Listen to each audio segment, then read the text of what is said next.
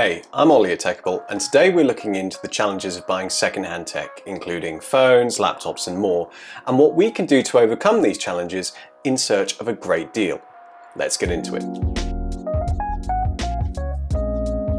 For all kinds of products, we have no problem going second-hand, whether that be a vintage wardrobe, a pair of retro jeans, or maybe a couch for the spare room. It's a great way of making your money go a little bit further, as well as the positive environmental impacts of not getting another product built from scratch in somewhere far, far away and getting it shipped all over to you. If you're clever, you can also get pretty much the same experience as buying new, maybe with a few small compromises. Why is it then when we're thinking of buying a new phone, computer, or other electronic device, do we think twice before going out to the secondary market? Well, there are a few reasons from my experience, but there are ways to get around them.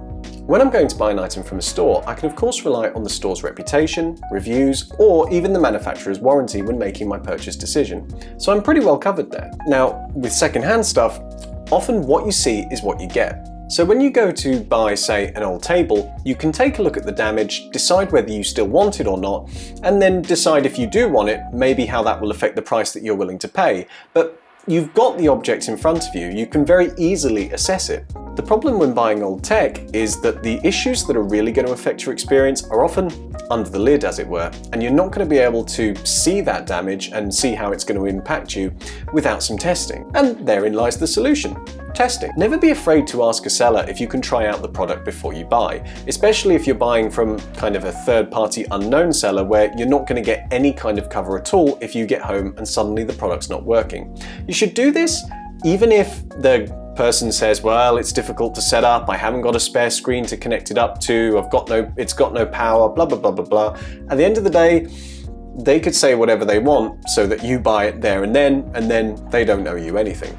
As well as turning it on and off to see if it actually works, check the manufacturer and see if they have any inbuilt software in the device to give you any more information.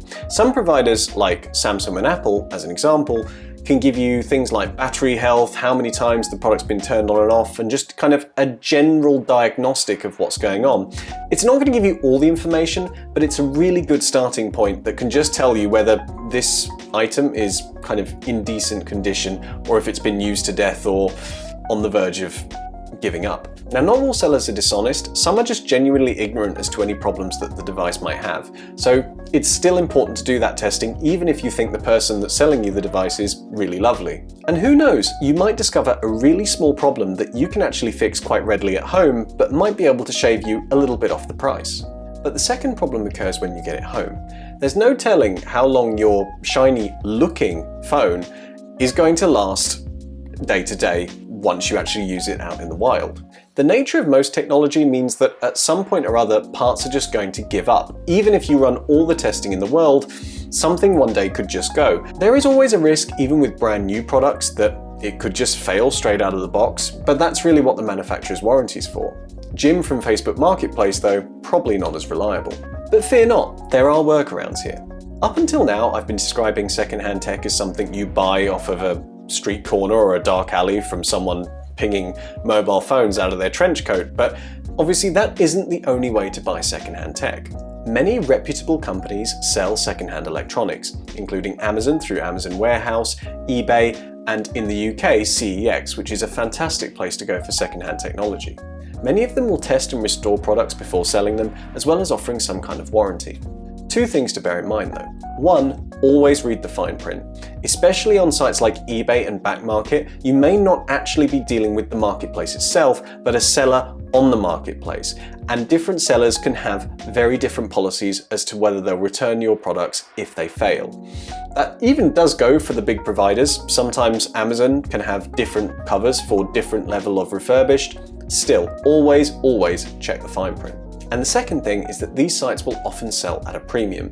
So although you'll be getting a better deal than buying brand new, you still might not be getting the absolute best secondhand offer that you could be getting. And that leads on to my third challenge of buying secondhand tech.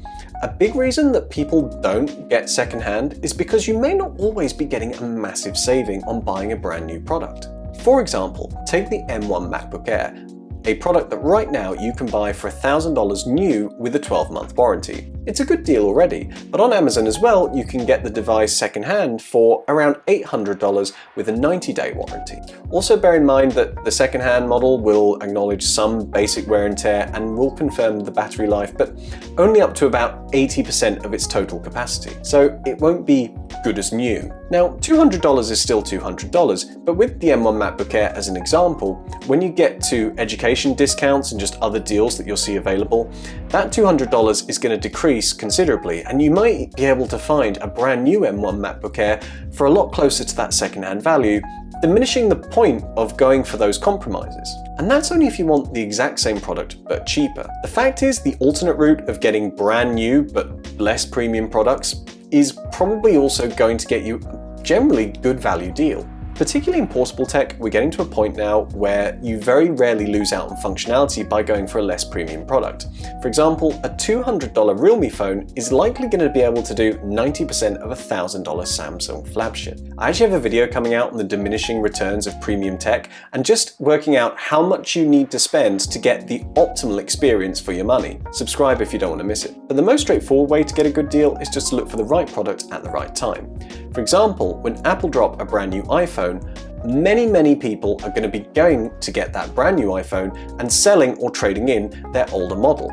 Therefore, the market is going to get flooded with these older models, and so a lot of sellers are going to be trying to get rid of that stock ASAP, and the prices will come crashing down. As for the cheaper new versus premium used, it might be better for some tech, but when you're looking especially at things like audio, video, and computer equipment, you can still find yourself much better off going for something that is a little bit older but tried, tested, and really high quality versus something that's newer and frankly not going to give you the same experience. And whilst we're on PC components, a big fear from PC makers is not just the damage that can happen to the part that you bought, but the damage that part could do to the rest of your machine. It's bad enough when a $30 PSU fails, but a lot worse when it takes your $500 graphics card with it. In the consumer space, where you're unlikely to be fiddling around with your household technology, this is most likely to apply to PC builders, but could really apply to any bit of tech you have around the house depending how savvy you are, from charging bricks and cables for TVs or whatever, to a washing machine if you really wanted to go and replace some of those parts. My advice here is pretty simple.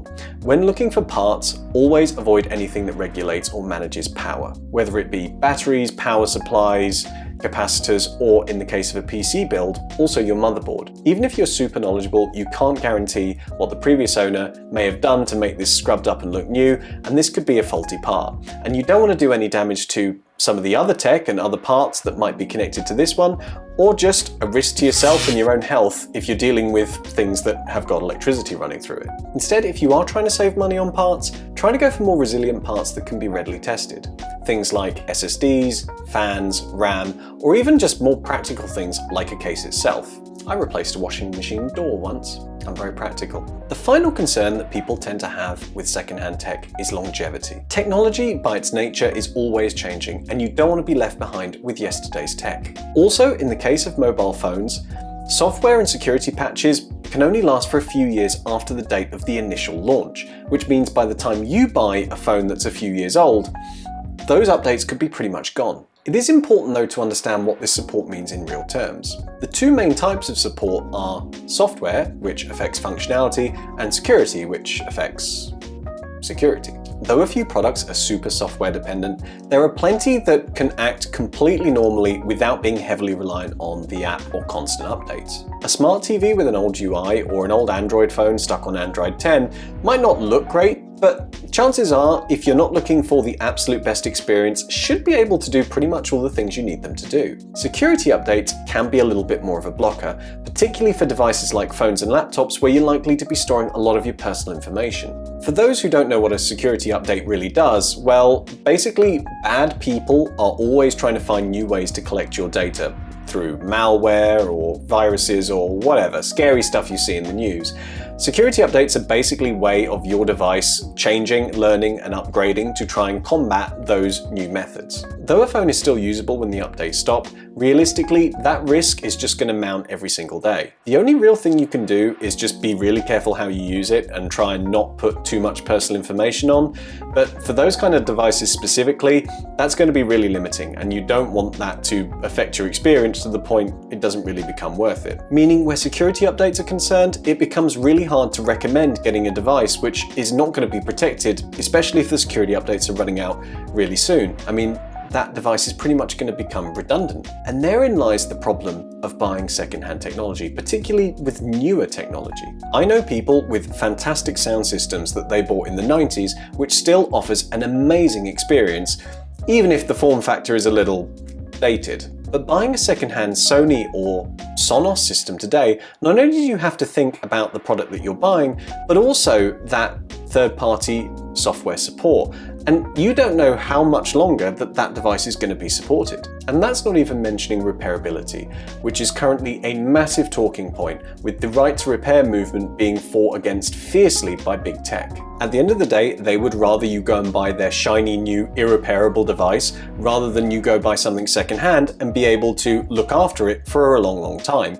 That's what the consumer wants, but doesn't make sense for them, because if you're repairing your own device, you're not buying more of theirs. So looking at some of the pluses and minuses here, should you buy new tech? Well, the environmentally responsible answer is undoubtedly yes, you should. Not only is reducing e-waste a growing concern, but the ever-increasing demand for new technology creates resource and energy costs that are significantly damaging to the planet. The problem is, from a consumer perspective, it's not always the coldly logical choice. In a big part down to the practices of big tech companies, which try and stop you from repairing and maintaining your device for long periods, as well as other companies looking at the lower end value market who are trying to scoop up those people who can't decide between a second-hand iPhone and just going for a $200 Chinese iPhone clone. But that's not to say that there aren't really great deals out there for the right technology, as well as the unseen benefits. Just remember, when you buy that second-hand phone or laptop or TV, that's a phone, laptop or TV that might not be ending up in a landfill somewhere, as well as a telephone, laptop or TV that is not going to get made again using really energy and resource intensive processes, as well as being shipped, causing carbon footprint, etc, etc. And on that rubbish note, if you like this video, please give us a like and subscribe for more guides, reviews, news, analysis, all that great stuff. I've been Ollie from Techible. I'll catch you on the next one. Cheers.